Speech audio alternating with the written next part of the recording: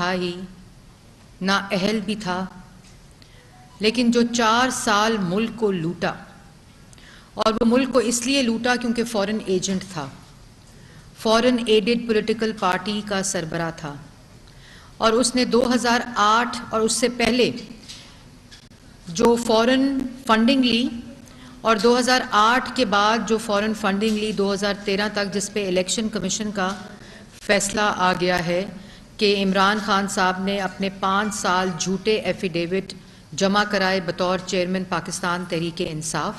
इमरान खान साहब ने 351 फॉरेन कंपनियों से फॉरेन फंडिंग ली। इमरान खान साहब ने 34 फॉरेन नेशनल से फंडिंग ली। इमरान खान साहब ने पाकिस्तान में कंपनी से ममनुआ फंडिंग ली और उसको इलेक्शन कमीशन में डिक्लेयर नहीं किया, बल्कि जो इलेक्शन कमीशन में डिक्लेरेशन दी वो डिक्लेरेशन झूठी एफिडेविट की शक्ल में दी। 5 साल। तो बुनियादी मकसद ये है कि ये चोर 8 साल बाद पकड़ा गया है, ये फॉरेन एजेंट 8 साल बाद पकड़े गए हैं, और ये ऐसे फॉरेन एजेंट हैं जिन्होंने एक पार्टी बनाई, सियासी जमात का सहारा लिया। और तोशा खाना में तुमने क्या किया? तोशा खाना में नौजवान हैं जो ये गुमराह करते हैं, उनको सुनना चाहिए, पाकिस्तान की आवाम को सुनना चाहिए कि तोशा खाना में क्या हुआ। तोशा खाना में जो आपको तहाइफ मिलते हैं बतौर वजीर आजम, उनको मिस डिक्लेयर किया, तहाइफ लेकर उनको डिक्लेयर नहीं किया। जो तहाइफ लिए, तोशा खाना की पॉलिसी को 20% से 50% किया और 20% के ऊपर तहाइफ लेते रहे, और तहाइफ लेकर जो पैसा होता है आप उस परसेंटेज 50% देते हैं, तहाइफ लेकर उसको बाजार में बेचकर उसके बाद खजाने में पैसे जमा कराए। ये इतने बेशरम लोग हैं कि तोहफा आया, तोहफा ले लिया, उसको डिक्लेयर नहीं किया, उसको बेच दिया, उस बेचने के बाद वो जो इनकम थी उसको डिक्लेयर करके उसको खजाने में जमा कराया 1 साल के बाद। ये पहली दफ़ा तोशा खाना की तारीख में हुआ है। 50% उसकी पॉलिसी थी, 20% पर लेते रहे मौसूफ, उनको डिक्लेयर नहीं किया, उससे जो इनकम आई उसको डिक्लेयर नहीं किया, और जो तहाइफ सामने आ गए, जो पकड़े गए, जो इन्होंने बेच दिए, उसके अलावा जो तहाइफ लिए उनको डिक्लेयर नहीं किया। ये इनकी असल हकीकत है। और अगर चोरी नहीं की तो रसीदें दो, चोरी नहीं की तो जवाब दो, लेकिन चोरी तो बहुत छोटी चीज़ है। ये मुल्क के खिलाफ पूरा मंसूबा इम्प्लीमेंट करने आया था शख्स, ये नौजवान को बेरोजगार करने आया था, मुल्क को महंगा करने आया था, मुल्क के अंदर अफरा तफरी, अनारकी, फितना, फसाद पैदा करने आया था, वफाक की आकाइयों को तकसीम करने आया था, मुल्क के दिफा को कमज़ोर करने आया था। मुल्क के जो दोस्त ममालिक थे, चाइना, जितने नाम लूँ जितने वो कम है, जितने मुश्किल वक्त में दोस्तों ने पाकिस्तान का साथ दिया, उन सबको नाराज़ करने आया था, क्योंकि ये मंसूबा फॉरेन फंडिंग पे बेस्ड था। ये मंसूबा फॉरेन एजेंट का था जिसका नाम इमरान खान है। और आज पसीनों में आकर तुम अपने खौफ को छुपा नहीं सकते। जिसने अपना हिस्सा डाला है इसमें, वो सब कानून के कटहरे में आएंगे। और नवाज शरीफ के साथ तुम्हारे पास 4 साल थे इमरान खान, अब तुम किसी पर इल्ज़ाम नहीं लगा सकते। तुम नवाज शरीफ, शहबाज शरीफ, नेशनल क्राइम एजेंसी में तुम शहबाज शरीफ के खिलाफ गए, एक धेले की करप्शन साबित नहीं हुई, एक धेले की मिस अप्रोप्रिएशन ऑफ फंड साबित नहीं हुआ, एक धेले की मनी लॉन्ड्रिंग साबित नहीं हुई, एक धेले की इख्तियारात का नाजायज़ इस्तेमाल नहीं हुआ। तुम 4 साल इख्तियारात को भी नाजायज़ इस्तेमाल करते रहे, मनी लॉन्ड्रिंग भी करते रहे, करप्शन भी करते रहे, फॉरेन फंडिंग भी मंगवाते रहे, मुल्क को कमज़ोर, भूखा, नौजवान को बेरोज़गार करते रहे। वो तमाम इल्ज़ामात जो जब तुम दूसरों पे लगाते रहे, उसके मुजरिम आप खुद हैं इमरान खान साहब। इसलिए ये बात अब इस तरह नहीं बनेगी। आज पाकिस्तान तहरीक इंसाफ को इस फॉरेन फंडिंग के बाद लोग छोड़कर जा रहे हैं। शोहदा, जो जमात, जो चेयरमैन शोहदा की शहादतों के ऊपर जहरीला खेल खेले और अपने ट्रोल्स को गए, जो पकड़े गए, जिन्होंने ये कहा, जिनके वालिदैन ने माफ़ी मांगी, सऊदी अरेबिया में मस्जिद नबवी को इस्तेमाल किया, वहाँ नारे लगवाए, इंसाइट किया, उकसाया, फसाद, फितना, नफरत फैलाई, आज उन लोगों को 10-10 साल सजा हो गई है। मुझे दुख होता है, मुझे दुख होता है इस बात पर कि इनके उकसाने के ऊपर वो बेचारे आज जेलों में और 10-10 साल की सजा काट रहे हैं। मुझे दुख होता है उन लोगों को जिन्होंने ट्रोल्स को इन्होंने इस्तेमाल करके शोधा के खिलाफ उन ग्रीव्ड फैमिलीज के जज्बात के साथ खेला, ये जहरीला खेल खेला सिर्फ इसलिए कि फॉरेन फंडिंग से नजर हट जाए। ये तमाशा मत करो, मुल्क के साथ ये खेल मत खेलो, इस खतरनाक खेल में मुल्क को नुकसान ना पहुंचाओ।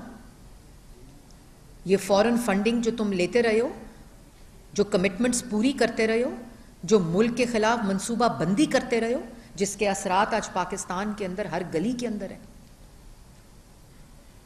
मुल्क की रियासत के अदारों को आपस में तकसीम करो, मुल्क की रियासत के अदारों के अंदर म्यूटनी की कॉल्स दो, बगावत की कॉल्स दो, अपने ट्रांसक्रिप्ट पढ़ाओ लोगों से।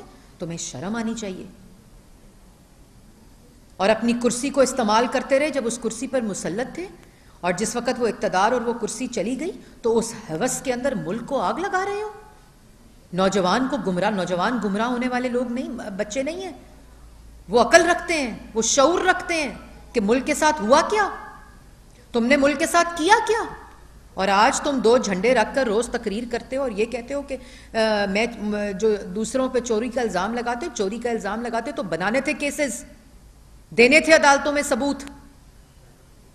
शहबाज शरीफ को 2 दफा जेल में डाला तुमने, किधर था वो सारा इल्जाम और सारे जो तुमने 56 वॉल्यूम, कभी 55 वॉल्यूम, कभी 60 वॉल्यूम। आपको शर्म आनी चाहिए। अब आप ना किसी पे चोर का इल्जाम लगा सकते हैं क्योंकि पूरी रियासती ताकत को इस्तेमाल करके तैयबा गुल को अगवा करके नैब चेयरमैन को कॉम्प्रोमाइज करके, क्योंकि FIA के DG ने तुम्हारी बात नहीं मानी थी, आपने लोगों पर केसेस बनवाए, उनको जेलों में डाला। आज तुम्हारे एफिडेविट सच्चे हैं और मरियम नवाज की जो ट्रस्ट डील अपने भाई के साथ थी उसके ऊपर उसको जेल करा दी, सजाए मौत की चक्की में रखवाया, 2 दफा पकड़ लिया, हथकड़ियां लगाई, और आप कहते हो कि आपसे सवाल ना हो। पाकिस्तान मुस्लिम लीग नून अल्लाह ताला के फजलो करम से नवाज शरीफ की जमात है, पाकिस्तान को बनाने वाली जमात है, पाकिस्तान के नौजवान को रोज़गार देने वाली जमात है, और वाहिद पाकिस्तान के तारीख़ में वो वज़ीर आज़म है, पार्टी का सरबराह है जिसने 40 साल का हिसाब दिया, अपने मरहूम वालिद का हिसाब दिया, और एक धेले की करप्शन साबित नहीं हुई, और ब्लैक लॉ डिक्शनरी का सहारा लेकर अकामे के ऊपर उसको निकाला गया। किसी मुल्क की तारीख़ में किसी ने अपनी बेटी के साथ रोजाना की बुनियाद पर नैब में जाकर हिसाब नहीं दिया। उसका नाम नवाज शरीफ है, क्योंकि उसको पता था कि कोई करप्शन उसने नहीं की, और ये झूठ बोल रहे हैं।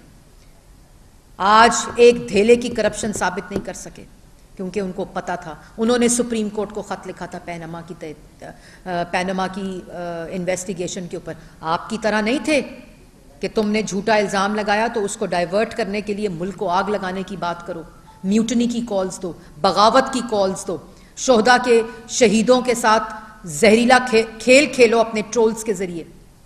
इसलिए अपने मुंह पर नवाज शरीफ का नाम ना लो, तुम्हारा उनका कोई मुकाबला नहीं है। नवाज शरीफ इस मुल्क का 3 दफा मुंतखब वजीर आजम था, और जब इस मुल्क में आया, आज 75 साल हो रहे हैं। इस 75 साल में सिर्फ देखें, इस बात को देखें कि जिस वक्त नवाज शरीफ आया मुल्क को क्या तोहफे दिए। एटमी कुव्वत से लेकर, मोटरवे से लेकर, मास ट्रांजिट से लेकर, डेवलपमेंट से लेकर, CPEC से लेकर, दिफा से लेकर, काउंटर टेररिज्म दहशत गर्दी की जंग और अमन मुल्क में डालने तक लेकर। ये तो कुछ चीज़ें हैं जो मैंने बताई हैं। नौजवानों को पता है कि आज जो वो 4G इस्तेमाल कर रहे हैं वो नवाज शरीफ का दिया हुआ तोहफा है इस नौजवानों के लिए।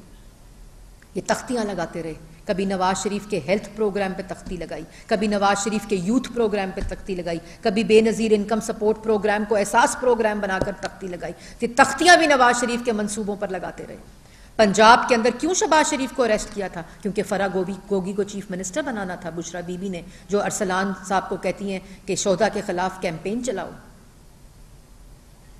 इसलिए शहबाज शरीफ को 2 दफा किया था, क्योंकि शहबाज शरीफ अगर बाहर होता तो तुम्हारी नालायकी कैसे, और तुम्हारी करप्शन और तुम्हारा झूठ और तुम्हारा डाका कैसे छुप सकता। लेकिन अब पाकिस्तान की आवाम के सामने सब कुछ आ गया कि कौन इस मुल्क को की खिदमत करने वाले हैं, कौन इस मुल्क के अंदर आइन और कानून की पासदारी चाहते हैं, पार्लियामान की पासदारी चाहते हैं, और कौन इस मुल्क के अंदर आग लगाने वाले हैं उस फॉरेन एजेंट और उस फॉरेन फंडिंग के जरिए जो आज मुल्क के अंदर ये फितना, फसाद, इंतशार और नफरत बर्पा करना चाहता है।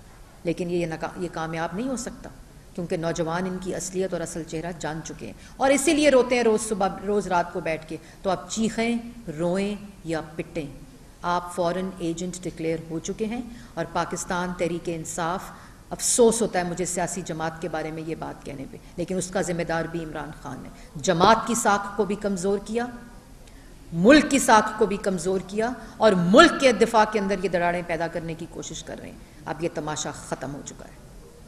जी कोई सवाल?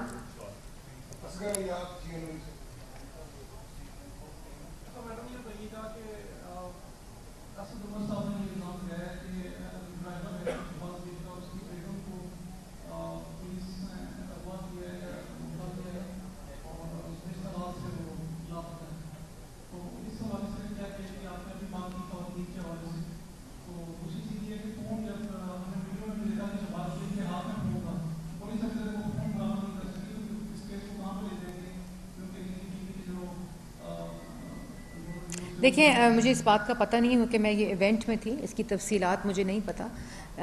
मैं इंफॉर्मेशन लेकर इस पे बेहतर तरीके से रिस्पॉन्ड कर सकती हूँ, लेकिन जो इस तहकीकात के अंदर सबूत दे रहे हैं वो शहबाज गिल साहब ख़ुद दे रहे हैं अपने बयानात के अंदर, वो सब कुछ खुद बता रहे हैं।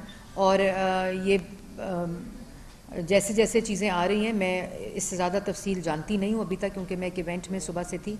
अभी मैं जाकर इसके ऊपर तफसील लेकर मैं उसको रिस्पॉन्ड कर सकती हूँ। जी